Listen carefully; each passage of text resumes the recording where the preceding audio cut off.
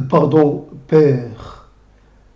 Je reprends cette thématique de la relation au père, récemment décédé. Alors, ce n'est pas évident. Il ne s'agit pas d'un sujet comme un autre. Il s'agit du sujet. Alors,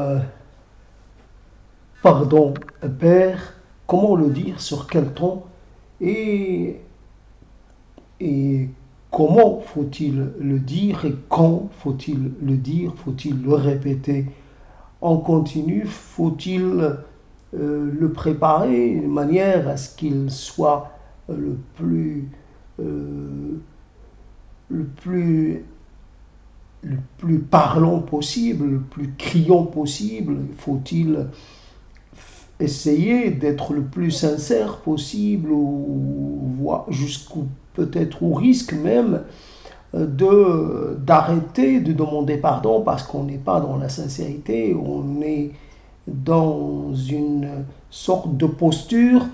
Alors le pardon père. Pourquoi je voulais reprendre cette thématique assez vite? Parce que je suis dans un moment où j'ai à mes côtés une partie des papiers laissés par mon père. Alors évidemment, souvent la vie se résume à quelques objets qui nous des objets qui nous sont propres, mais qui nous représentent. Voilà. Donc des objets ou des éléments matériels de toutes sortes. Alors les papiers, évidemment, les papiers, ça raconte. On est dans une civilisation du papier. Le papier, ça raconte le parcours d'une personne tout au long de sa vie. Évidemment, c'est long. Ça raconte sa relation avec les autres, avec l'administration aussi, beaucoup, avec les projets qu'il a eus, les rêves qu'il a fait, l'être tel qu'il a été, un être qui a essayé de, de ne pas a essayé de ne pas échouer. C'est le cas de mon père. Il a il a fait pour des choses pour avancer, pour gagner quelques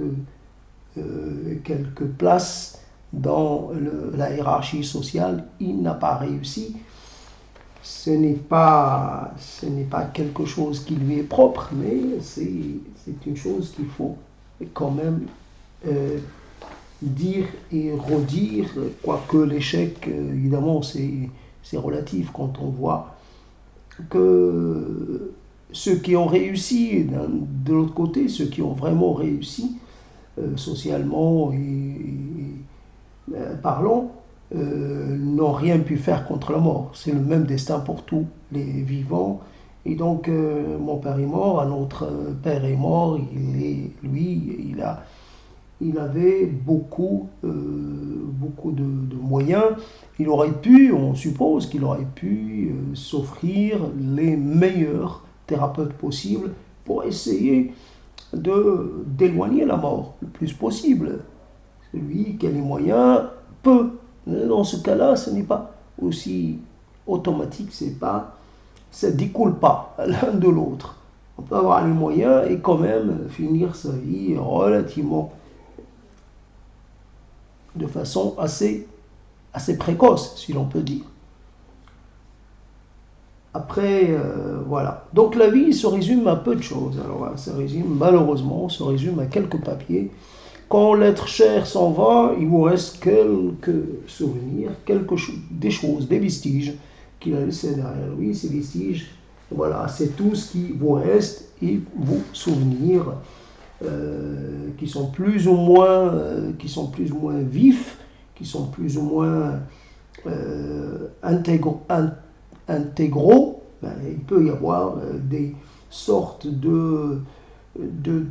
comment dire, le souvenir peut être atteint par une forme de déconstruction, il peut être frappé par une sorte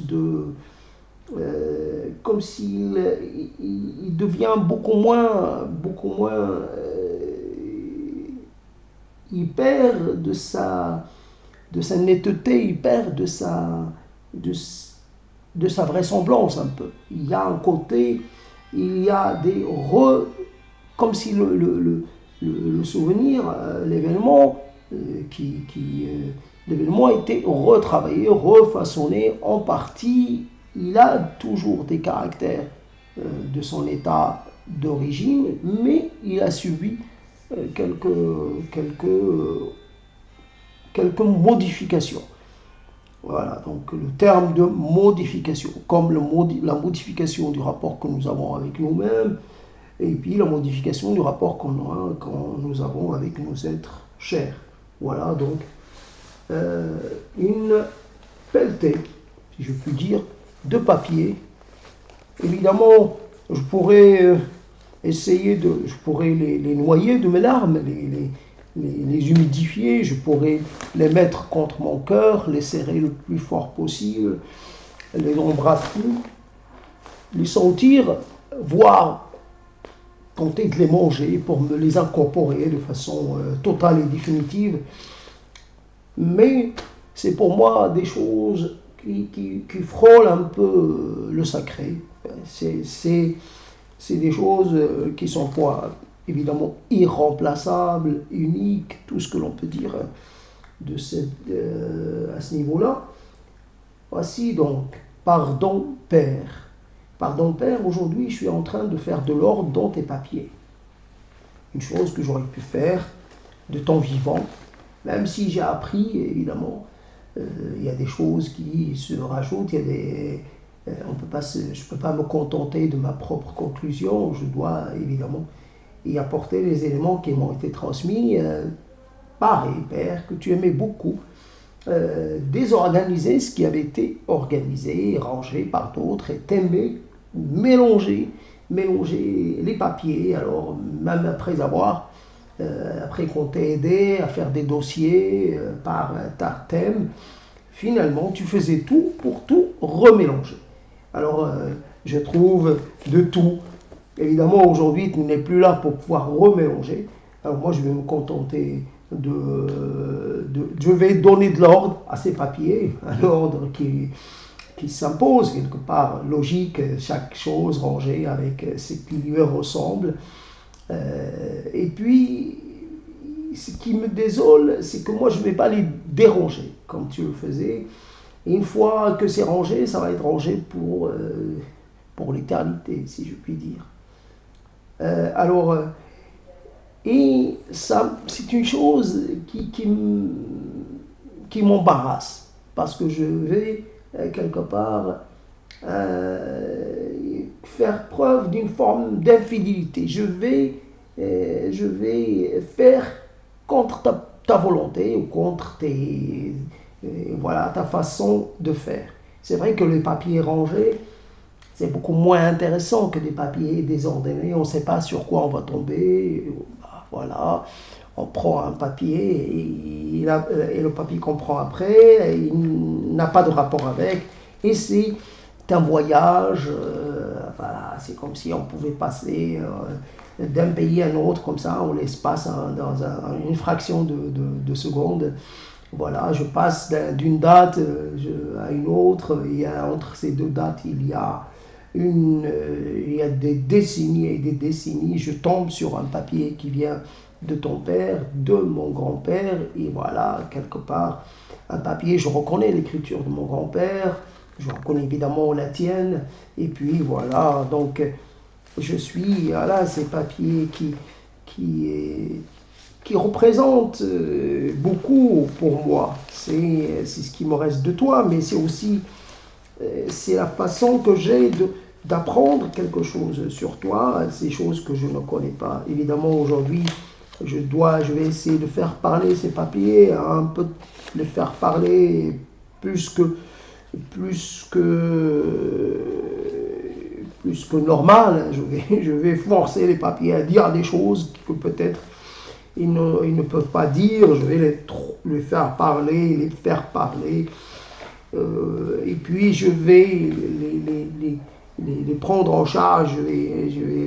Vraiment, c'est ce qui fait, c'est ce qui constitue les éléments de mon sacré. Voilà, tu es mon père, tu es mon sacré à moi. Voilà. Donc, pardon, Père, de t'avoir laissé mourir et de t'avoir laissé mourir tout seul, de t'avoir abandonné. Voici. Donc, une chose que j'aurais pu faire devant toi, quitte à ce que tu remélanges après, ce n'est pas le problème, mais une activité qui aurait pu nous réunir, toi et moi, puis on aurait pu, voilà, je t'aurais demandé de quoi il s'agit, ce papier-là, je ne sais pas ce qu'il raconte, surtout les papiers qui sont de mon grand-père, et puis j'aurais pu te raconter, tu demandais, oui, ce papier, c'était quoi son histoire, là aussi, encore une fois, un autre papier, et puis j'aurais pu te demander de déchiffrer certaines choses pour moi que j'arrive pas à lire. Et puis par exemple cette enveloppe, j'aurais demandé qu'est-ce que c'était. Voilà, tu me racontes un peu tes aventures, tes mésaventures, tes soucis, voilà, toutes sortes de soucis. Alors des soucis mineurs, puis des soucis majeurs, et puis ainsi de suite. J'aurais pu, mais je ne l'ai pas fait. Après, toujours, c'est la loi fondamentale, on fait les choses après coup, et on est comme si on se prépare des regrets, voilà. Je me fais ma petite réserve de regrets, voilà. C'est ce qui... Est-ce que c'est le regret, est-ce que c'est ce qui permet de pimenter la vie, de lui donner du caractère, d'introduire du tragique dans quelque chose qui aurait pu rester tout à fait banal, ordinaire, tragique dans les choses ordinaires, dans les choses quelconques. Voilà. Et voilà des papiers quelque part, quelconques aussi, qui deviennent extraordinairement signifiants, extraordinairement précieux. C'est plus précieux qu'un manuscrit venant de je ne sais pas quoi. J'ai pas d'affection, j'ai pas d'affect, j'ai pas de sentiment, je ne m'identifie pas à quelque chose mais par contre, ce qui me vient de toi, évidemment, je l'identifie, c'est moi, c'est moi, c'est moi, c'est moi à travers toi, c'est tout sauf des papiers ordinaires, tout sauf des papiers muets. Ça va me parler, ça risque de me parler beaucoup. Voici donc, c'est toujours très particulier. Alors je trouve le mot indigène dans ces papiers. Je trouve le français, évidemment, il y a le français, il n'y a pas que l'arabe. Et voilà, c'est ce qui fait notre identité. On est des gens mélangés linguistiquement, mélangés civilisationnellement, mélangés historiquement. On est comme ça. Alors pardon Père d'être un fils peu fidèle, peu reconnaissant, un fils comme on n'aimerait pas en avoir. Voilà. Un fils sur lequel tu as investi beaucoup et finalement qui t'a laissé tomber. Voici, pardon Père. Voilà. Que faut-il dire encore? J'ai pris la parole uniquement parce que cet instant est un instant qui ne se représentera pas. Je voulais quand même le marquer avant de passer au rangement et à l'éparpillement, j'allais dire, numérique, logique, thématique des choses. La vie, elle est, d'une certaine façon, nous passons notre temps à essayer d'introduire de l'ordre dans quelque chose qui est par définition inorganisé. Nous sommes de l'organisé qui se désorganise pour se réorganiser, etc. Et c'est sans fin. Les cellules, le papier, ce sont des cellules végétales, évidemment, organisées, voilà. Puis elles vont se désorganiser. Ce papier, tôt ou tard, va se décomposer, va se dissoudre, va revenir à un état un état peut-être un peu microscopique, invisible, puis il va de nouveau trouver moyen de se mélanger à autre chose. Alors on, se, on acquiert peut-être une forme de corporeité, et puis après on perd cette corporeité pour une corporeité, ce niveau de corporeité pour une corporeité plus fine, plus légère, ou alors pour une corporeité plus grande, comme d'une certaine façon, comme quand on se met en colocation, en groupe avec des gens, quand on s'associe, et puis on a la possibilité d'avoir une demeure plus grande que si on était tout seul. Tout seul, voilà, donc un espace évidemment fait pour, économiquement parlant, qui peut être supporté, dont le prix peut être supporté, le prix de location ou d'achat peut être supporté par un individu, tandis qu'un espace plus grand, il a besoin d'une association. L'association dans laquelle on se retrouve, on gagne quelque chose, mais dans laquelle on se perd aussi. Donc, qu'est-ce qui est le mieux pour un organisme? Est-ce qu'il il retrouve sa meilleure définition dans le microscopique ou dans le macroscopique, et peut-être que le microscopique aussi, il est formé d'éléments qui s'associent.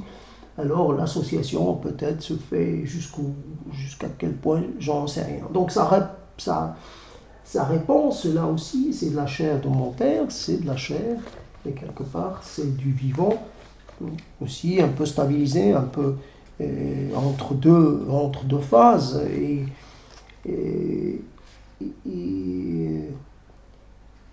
ce qui rappelle que mon père est mort, mais qui n'a pas disparu, qui ne pourra pas disparaître. Son être, son essence même, va se retrouver incorporée, je ne sais pas de quelle manière, va pouvoir se mélanger ou peut-être se mettre à l'écart, s'isoler, peu importe, mais il va y avoir une sorte de nouvelle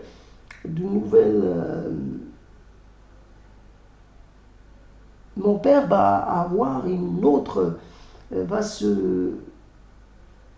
va acquérir une nouvelle forme d'existence, une intégrité différente, nouvelle, alors que l'intégrité que je lui connaissais, mon père, tel que je l'ai plus ou moins toujours connu, est un être qui est identifiable, qui ne ressemble à aucun autre, qui a sa stature, qui a son magnétisme, qui a sa façon d'être, sa façon d'avoir rapport aux choses, un être extraordinairement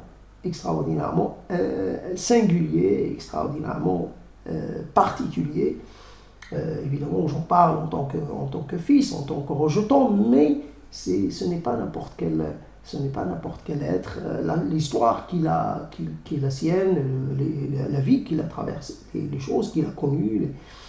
Évidemment, à un moment, il a vécu presque plus grande partie de sa vie 20e siècle, puis une partie 21e siècle. Mais le siècle des grandes transformations, le siècle du changement, le siècle de nouvelles réorganisations des choses, nouvelle façon de penser, nouvelle façon de rapport au monde, finalement de nouvelles priorités, presque des valeurs nouvelles, une façon d'avoir rapport à la matière, une nouvelle façon d'avoir rapport au corps, une nouvelle façon d'avoir rapport aux êtres, voilà, et une autre organisation sociale a commencé à voir le jour. Et mon père a accompagné ces changements, la guerre, les guerres mondiales, la Grande Guerre mondiale, et puis les autres guerres périphériques ou autres. Alors, tout cela, et puis les changements politiques, et puis voilà, l'éruption de l'individu dans l'espace social, voilà. C'est la sortie du collectif pur et dur pour une existence plus individuelle, voilà, plus personnelle. Voilà, le côté moi, le mélange du moi et du nous. Voilà, donc la sortie du nous pour l'arrivée dans le monde du moi. D'abord moi et peut-être ma petite famille à la rigueur, un peu élargir un peu, mais sans jamais quitter les limites du clan. Alors voilà, donc pardon père, je parle, mais je n'ai pas la tête. Je n'ai pas la tête dans ce que je dis, je parle parce que je l'ai décidé, je me le suis imposé, mais fondamentalement, je te parle en français toujours à la même place, j'ai changé de disposition, j'ai changé d'orientation, mais je suis toujours dans ta chambre, dans notre chambre aussi. J'ai pris ta place, j'ai pris ta place, évidemment. Et c'est toujours très instructif quand on a une place et on est destiné à la laisser, sa place ne reste pas vacante. Alors, je prends ta place, mais ce n'est pas parce que cela m'enchante ou cela me fait me sentir quelque part. Je ne dis pas j'ai pris ta place, alors je suis nouveau père, ou maintenant j'ai écarté le père et je peux quelque part m'autoriser, je peux disposer de ce qu'il avait. Non, je dispose de rien. Je suis d'une humilité absolue, enfin ou presque. Voilà, je te demande pardon, en français évidemment, mais je te demande pardon, mais vraiment pardon. Pardon de t'avoir pas rencontré finalement. Voilà. Comme je n'ai pas rencontré ma mère, comme je ne me suis pas rencontré non plus. Je n'ai pas rencontré ma grand-mère, je n'ai pas rencontré mon autre grand-mère, j'ai rencontré personne. Alors voilà. Je me sens seul, évidemment. Tu me manques comme il est difficile de le dire, comme il est difficile d'en rendre compte. Tu me manques. Voilà. Je ne peux rien faire. Je suis là, fondamentalement impuissant. Voilà, une nouvelle impuissance, voilà, une nouvelle couche d'impuissance. Un aveu que je fais devant toi, en ta présence. Ces lieux sont habités par ton âme, par ton essence. Ces lieux, c'est tes lieux à toi. Tu es présent ici en tout ce que je peux regarder, présent dans le sol, ce sol que je suis en train de regarder, toi tu l'as regardé, sûrement tu l'as regardé ce sol-là,